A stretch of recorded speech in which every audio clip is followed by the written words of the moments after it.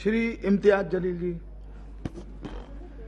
अध्यक्ष महोदय, 14 सितंबर 1984 को जब हमने द फैमिली कोर्ट्स एक्ट बनाया तो उसका मकसद ये था कि हम कंसिलिएशन के जरिए, यानी कि हम बातचीत के जरिए, समझौता के जरिए मामलों को निपटा सके। ये एक्ट 1984 में बनाया गया था। आज तकरीबन 40 साल के बाद अगर हम सब ये सवाल करें अपने आप से कि क्या ये एक्ट बनने के बाद हमने इस एक्ट के जरिए फैमिली कोर्ट में जितने भी मामले आए हैं उनको इंसाफ दिलाने के अंदर हम कामयाब हुए हैं, तो दुर्भाग्यवश मैं ये कहना चाहूँगा कि हमारा जवाब नहीं होगा। वरना आज 40 साल के बाद करीब 12 लाख जो फैमिली कोर्ट के मैटर्स है वो अदालतों के अंदर इंसाफ का इंतजार नहीं कर रहे होते। एक्ट बनाना बहुत आसान है, लेकिन एक्ट बनाने के बाद उसका इम्प्लीमेंटेशन हो रहा है या नहीं हो रहा है, ये भी इस सदन की जिम्मेदारी है कि इसके ऊपर नजर रखना।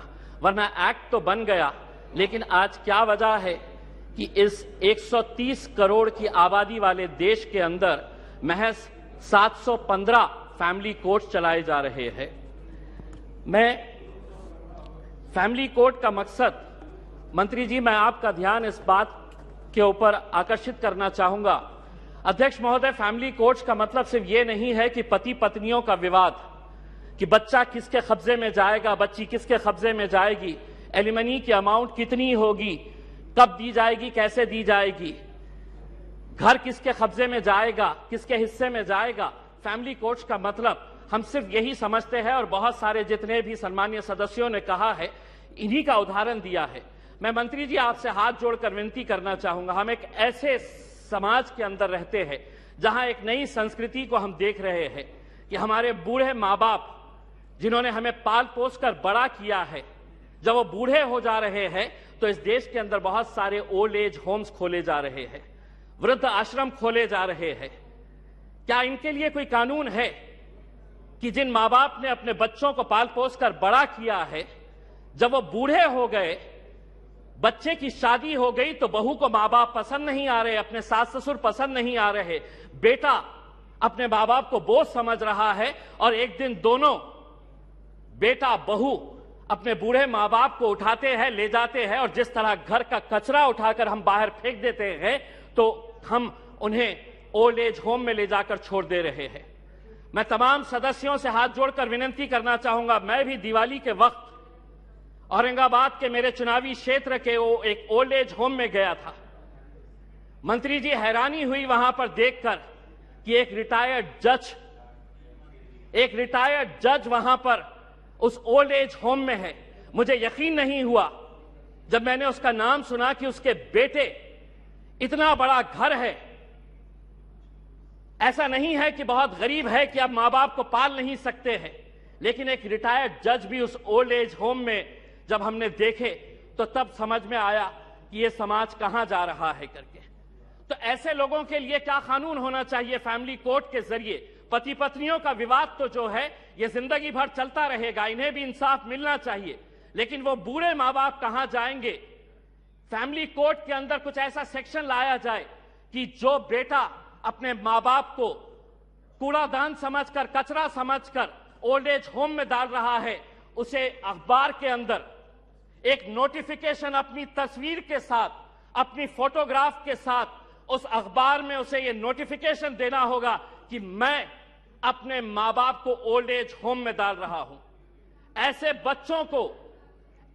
बच्चों को समाज के सामने हमें खड़ा करने की जरूरत है। लाइए कानून, वरना वो बूढ़े मां बाप जो रोकने के अलावा कुछ नहीं कर सकते हैं, क्योंकि कोई कानून नहीं है। उनका कसूर सिर्फ इतना है कि उन्होंने अपने बच्चों को पाला पोसा बड़ा किया। पूना में किसी ओल्ड एज होम के अंदर जाइए, ज्यादातर वो परिवार के बूढ़े माँ बाप मिलेंगे कि जिनके बच्चे इंजीनियर हो गए। इंजीनियर होने के बाद वो यूएस में पैसा कमाने के लिए गए, पैसा कमा रहे हैं, लेकिन माँ बाप के लिए एक कमरे का घर नहीं है तो ओल्ड एज होम में लेकर जाकर छोड़े। ये एक संस्कृति हम डेवलप कर रहे हैं। फैमिली कोर्ट्स के जरिए मैं मंत्री जी आपसे यह अनुरोध करना चाहूंगा कि आप कुछ ऐसा कानून इन लोगों के लिए भी लेकर आइए जो बच्चे अपने मां बाप को आज यहां पर ले जाकर छोड़ रहे हैं। मैं मंत्री जी आपसे एक सवाल करना चाहूंगा। अदालतें तो बन जाएगी, फैमिली कोर्ट्स का ये जो आप अमेंडमेंट लेकर आ रहे हैं ये सिर्फ हिमाचल प्रदेश और नागालैंड से ताल्लुक है। बहुत सारे जितने भी सम्मानीय सदस्य हैं उन्होंने यही कहा है कि justice delayed is justice denied. Nagaland का एक्ट कब बना था? नागालैंड का एक्ट 2008 के अंदर बना है।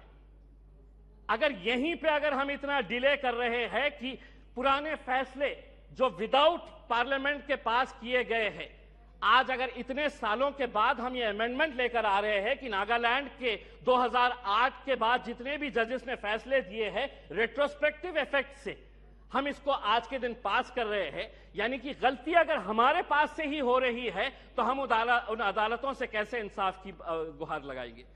अदालतें एक्ट बनाना बहुत आसान है। मैं मंत्री जी, आप कुछ दिन पहले औरंगाबाद आए थे, वहां पर आपको लॉयर्स एसोसिएशन ने एक मेमोरेंडम दिया है। अगर से महाराष्ट्र की अदालतों की अगर हम बात करते हैं, 91 सैंक्शन पोस्ट ऑफ हाईकोर्ट जजेस है। अध्यक्ष महोदय, 91 पोस्ट ऑफ हाईकोर्ट जजेस है, उसमें से महज 56 जजेस है, यानी कि वैकेंसी आप देख लीजिएगा कि तकरीबन 40% वैकेंसीज है। अब मैं आपको अंदर की बात बताता हूं।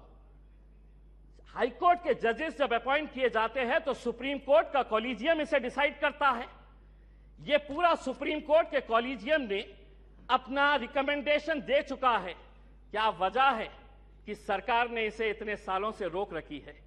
क्यों नहीं आप, अगर ये मानते हैं, सभी लोग कह रहे हैं कि पेंडिंग केसेस है, तो सरकार की क्या मजबूरी है कि हाईकोर्ट के जजेस जब सुप्रीम कोर्ट कॉलेजियम ने रिकमेंडेशन भेज चुका है तो सरकार क्यों रोक रही है? हम भी जानते हैं, विपक्ष अच्छी तरह से जानता है कि क्यों रोका जा रहा है करके, लेकिन आज जब आप जवाब देंगे तो हम उम्मीद करेंगे कि आप इन फैमिली कोर्ट्स के अलावा, क्योंकि आज आप एक्ट तो अपने आंकड़ों के जरिए पास कर लेंगे, लेकिन सिर्फ इमारत बनाने से इंसाफ नहीं मिलेगा।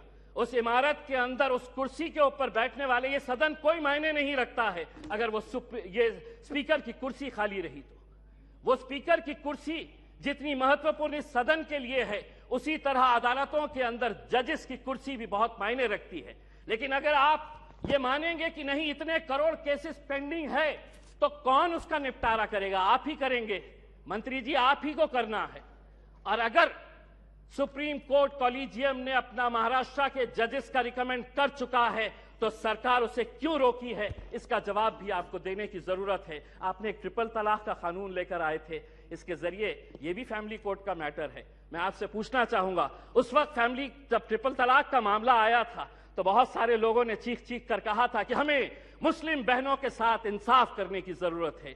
आज वो फैमिलीज भी आपसे पूछना चाहती है, ये एक्ट आपने बनाया, आंकड़ों के जरिए हमारे विरोध होने के बावजूद आपने एक्ट बनाया। अब आपकी जिम्मेदारी है ये बताए कि एक्ट बनने के बाद कितनी मुस्लिम बहनों को आपने इंसाफ देने का काम किया है। ये उम्मीद करते हैं। धन्यवाद। Thank you.